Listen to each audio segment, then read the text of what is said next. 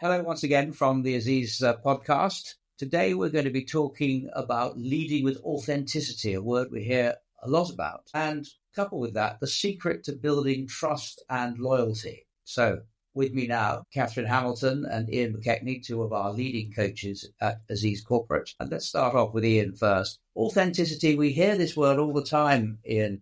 What's it mean to you? I think leading authentically is leading with your values. So it's the ability to share with others what you're all about. So oftentimes when I'm coaching somebody, we might start off with 4 questions. Where are you now? Where are you heading?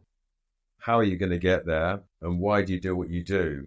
And the 4th question, which of course aligns to purpose, is generally the one that they struggle with most. Why? Because they're very busy. There's a lot of momentum in the workplace. And they've forgotten to ask themselves why they do what they do. The problem with that for other people that they're leading is that they're very busy as well, but they can't really align what they're doing to the overall purpose, or certainly their personal purpose. So it's something about understanding and being able to articulate to others why you do what you do. Catherine? Leading authentically for me is about how do you be yourself and yet within the guidelines, the values, the behaviours that are expected in that work culture. And that can be a really difficult balance. And I think we know when we're not in balance, when we've perhaps gone gung-ho and really tried too hard to make a difference and change everything, new job. We think I'm going to change the world. I'm going to do things so differently. And we forget that we need to work with people and bring people along with us. And as Ian said, be really open about why are we doing what we're doing to help explain our intentions and be very aware of the impact that that's having. And I think sometimes we get that balance wrong. We want to be ourselves, and yet we also have to respect the environment and our work colleagues and what their needs are around us. So we talk about it very easily, but I think it's quite a challenging behaviour, a place as a leader to be. They often couple authenticity and leading authentically with this whole business of building trust and loyalty amongst the people you need to motivate and inspire. How, in your view, Catherine, are the 3 links? Doing what we say we're going to do is key about being authentic. So we explain what we're going to do. We then do what we said we're going to do. And people see that we are being true to what we've laid out as our vision or our purpose. And that absolutely brings trust. So we have to be more than the words people talk about, don't they? You have to walk the talk. I absolutely believe that to be the case. And we have to constantly be seeking feedback and asking, what is the impact that I'm having on you? How can I do things better? What would you like me to change in order for us to do this, more effectively together? And so seeking out that feedback and be willing then to adapt. That's how I would say. The converse of that is some of the worst kind of politician that one sees who says one thing and then appears to do something else. And of course, although people within businesses need political skills with a small p, if you are not authentic and don't walk the talk, don't do what you say you're going to do, people can see it a mile off no matter how much you dress it up. Ian, it's very tricky though sometimes, the more senior people become, and this is what the politician would say, well, it's all very well, but I don't want to be all over the Daily Mail tomorrow for saying something that's going to get me into hot water. I mean, it's not so bad for leaders in business, but it's still there in some shape or form, that risk. Yeah. And I think that I would separate politicians from business people because I think it's a very, very different context. For example, you'll never hear a politician apologise, but you will hear a senior leader apologise when they've made an error. And they're doing that because they want people to believe them, and also that it's possible to make a mistake and recover from it when you're trying to do something difficult, which of course the leaders that we are coaching are trying to do. So when I'm talking to people about authenticity and trust and loyalty and these types of things, it becomes more a question of followership than leadership. Why would somebody follow you? So I often think about the people that I follow, and they're generally flawed people who have got very, very high conviction and they walk the talk. They're actually doing themselves, and they can explain the connection between who they are and what they're all about and the thing that they're trying to achieve.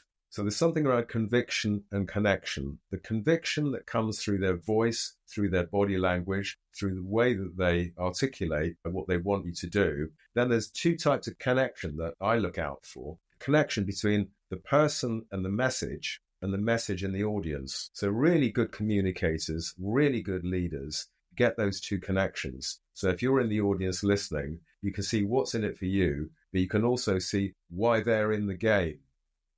And if you can't see that, then it's just words and you're not walking the talk. So it's a difficult thing to get right, but it starts with personal conviction. I see evidence not in the clients necessarily that I'm coaching, but often in their leadership team as they describe them. And it's particularly with men sometimes, and particularly with their way they deal with women, that they don't want to appear to be vulnerable because they think that might lose them authority. Catherine, where do people go with this? What would you advise people? I mean, men who feel they have to be strong, And again, we probably need to reframe vulnerability as an absolute skill, a real strength to be able to be transparent. But it doesn't mean either over-sympathizing or pouring your heart out and, wear your heart on your sleeve every day. Again, we do need to get that in balance. And I recently had a coaching client who actually had gone away wanted to empower his team, wanted to be more transparent and open and let go a little bit. Now, that was a very vulnerable position for him. He was very used to, this is what we're going to do. I'm going to tell you how to do it. So he wanted to pull back because he felt he was telling too much. That's that, being in control and having that authority, but really try to let it all go and hand over. The feedback he got from his team member, it would have been great to have heard more from you. It felt like you'd switched off and you weren't interested. And that was the danger of being one person one day, a completely different behavior the next without any explanation to the team. I'd like to try something different. I'm going to do this in a different way because I think we could get something different out of me changing my behavior. And so somebody almost criticized it and gave some very negative feedback about it because they didn't understand that behavior. Now, he thought he was being very authentic. I'm going to demonstrate some vulnerability and let go, and I want to help them and empower them. And it backfired. So I think it's really important, as we've said earlier, about laying out why you're doing what you're doing and encouraging people to come along with you. Otherwise, you do just leave them behind. And Ian, it's quite important to evolve your style rather than make a radical change overnight, because people will say, what on earth has happened? Is he on drugs or something? Look, I think you can be vulnerable and very strong at the same time. And one of the best leadership speeches I ever heard was in a company that was in needing to reduce the headcount by 50%. And the leader was addressing 500 people in a conference and said these words: I know how you're feeling. You're probably wondering whether you should be getting your CV ready over the weekend in order that you can go and work for a different company. I also have felt that. I've felt fear, uncertainty, and doubt, and whether I really want to stay. Now I'm going to tell you why I am staying personally. And it's this, X, Y, Z. And then he said, now it's up to you to decide whether you want to be part of this journey. You've heard why I want to be, but now it's up to you. I thought that was very good because it showed his vulnerability, that he's been through the same process. So he's creating that empathy, he's creating that connection with how people are feeling, and he's being strong and saying, this is where I am on it. So he's not losing any of the conviction. So it was only afterwards when I thought about this that I realized how it got that effect. So vulnerability isn't about sharing your wounds and sharing your weaknesses and crying in front of people. It's not about that. It's something about acknowledging how you're feeling, making the connection to the people that you're trying to influence, and then saying, in spite of everything, this is where I am. Yes, and in making that connection, it is so important to confront the issue that is uppermost in people's minds, which is, in this case, will I have a job tomorrow? And it's very tricky stuff. And if one reads some of the speeches, I'm thinking of Patton, I'm thinking of Eisenhower during the D-Day landings and so on, those sorts of speeches where, the stakes are incredibly high, particularly for the individual. Am I going to die tomorrow? And it was quite interesting that one thing that shaped the speeches was a bit of polling they did amongst soldiers, where they actually thought that they had a 20-25% chance of dying, when in fact the reality was it was 2%. but they didn't know. They had no idea. It was just the way they felt. So confronting an issue that's upmost in the minds and then relating it, as you say, into what you believe is so important, because I think we all want leaders who appear to believe in something at the very least. And if we think, again, going back to the political example of the leaders, the political leaders we've perhaps had less enthusiasm for, it's usually because we don't think we know what they stand for.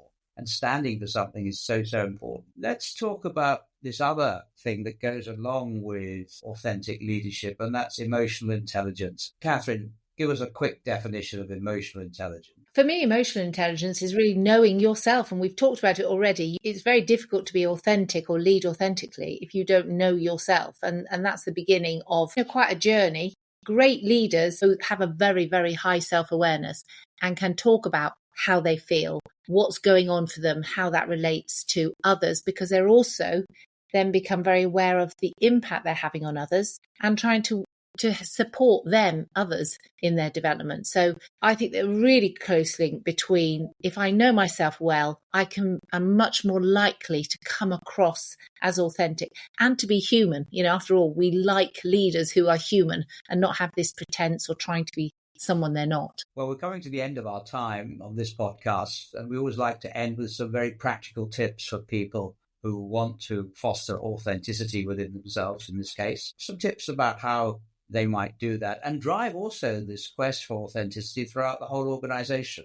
Ian? A little exercise that I use with people I coach sometimes is to say, what 3 words would describe you when you're at your best, so that somebody could find you? Just like the app, What 3 Words, which can find you on a lonely mountainside. If you wanted people to find you at your lonely desk, what 3 words best describe who you are when you're at your best? So I know what mine are, but what's yours? And then live those words and be that person. And if you can do that, people will see you as a sort of integrated, coherent leader who walks the talk and lives the values. And you can remind yourself of those, maybe with a tattoo on your leg. Very good. Catherine? An exercise I like to do, actually similar but different, is ask me, what are your top 5 values? So to go through an exercise perhaps where you have a list of 20, 30 and work out what can you live without, what could you not live without, come up with your top 5 and really then reflect on that. How well am I able to live my values where I am? What can I do to make sure I do it more? But that real question is, would somebody be able to articulate your values if they spent a day in the life with you or, spent a week shadowing you at work? Are you demonstrating your values enough and consistently and constantly that someone would know what they were? And I think that, again, is quite a challenging question, but it keeps you reflecting on them each and every day. I can always remember many, many years ago, more years than I care to want to remember, to be honest. I was coaching a series of individuals and in groups, senior policemen at Bramshill Police College. And these were the people who were on track to become chief constables. And they were going through the senior command course. And I always used to say to them, and bear in mind, these were policemen who had a high opinion of their integrity and so on. I said, remember one thing. If all else fails, try honesty. It just might get you through in the end. It was sort of eyebrows shooting up, but in the end, they had a sort of rueful snigger about it all and said, yeah, okay, we'll give that a go too. Thank you both very much, Catherine, Ian, and we'll talk again next time. Thank you.